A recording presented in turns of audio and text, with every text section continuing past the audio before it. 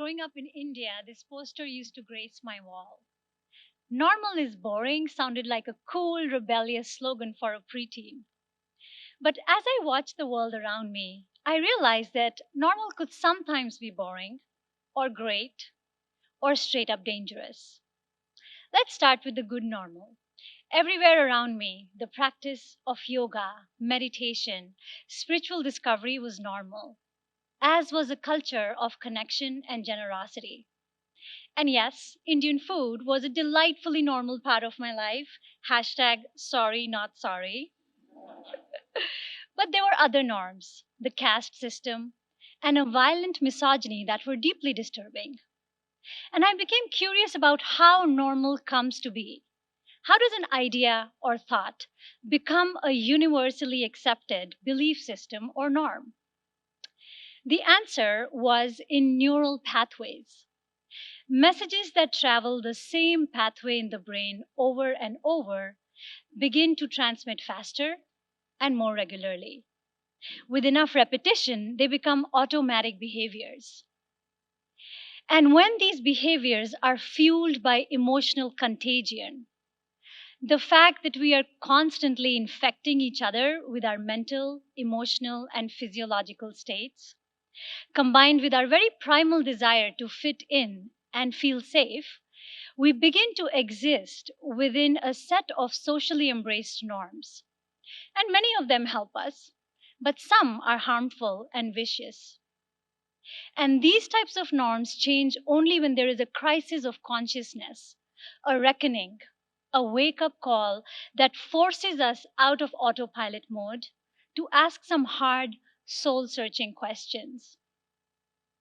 And perhaps the most insidious idea we have normalized is a culture of busyness and burnout, that our worth and value is tied to what we achieve and accomplish, not who we are. This hyper focus on efficiency is exhausting, but it's also discriminatory.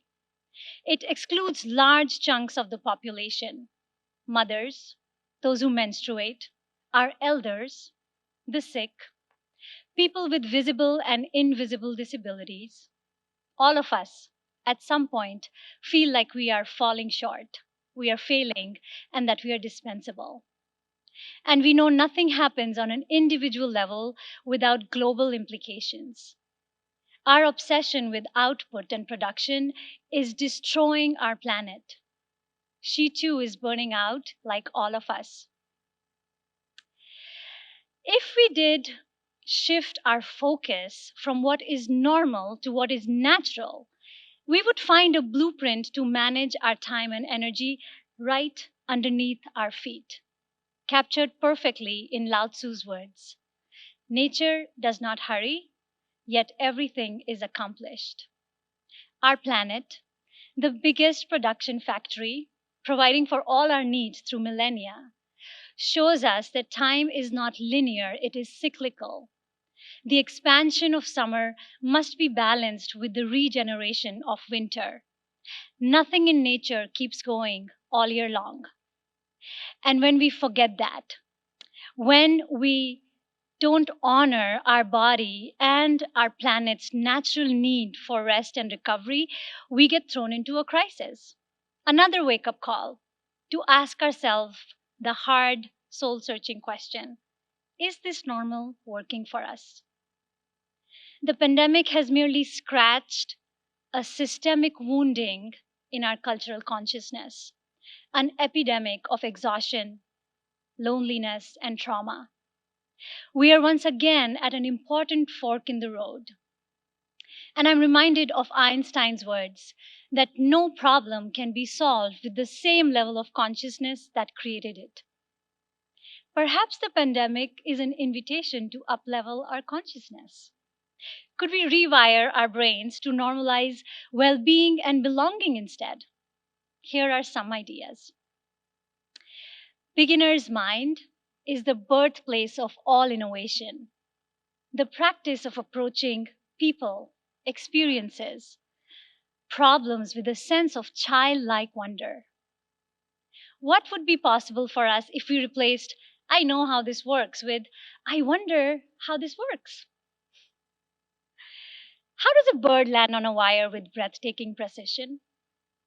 That is the Zen principle of Wu Wei, being so deeply and intentionally connected to our inner nature that when we do take action, it is precise and effortless, fueled by power and not force. Learning to balance between opposite and complementary forces, giving the same respect to our intuition as we do our logic, celebrating death just as we celebrate life, balancing our thinking and doing side with our feeling and being side. Slowing down is an art form, whether it's walking, eating, making love, or working on a fun project. There is incredible power in slowing the pace and breathing in the richness of the moment with no rush to get to the end destination. How about we get comfortable with silence? Not feeling compelled to fill each waking moment with doing, consuming, solving, giving ourselves time to rest, dream, integrate. So truly meaningful creation can be birthed through us. And finally, if there is one thing we need to normalize, it is the willingness to see and be seen in our messy realness, creating safe, non judgmental spaces for friends and strangers alike so we can create a new normal that works for all of us. Thank you.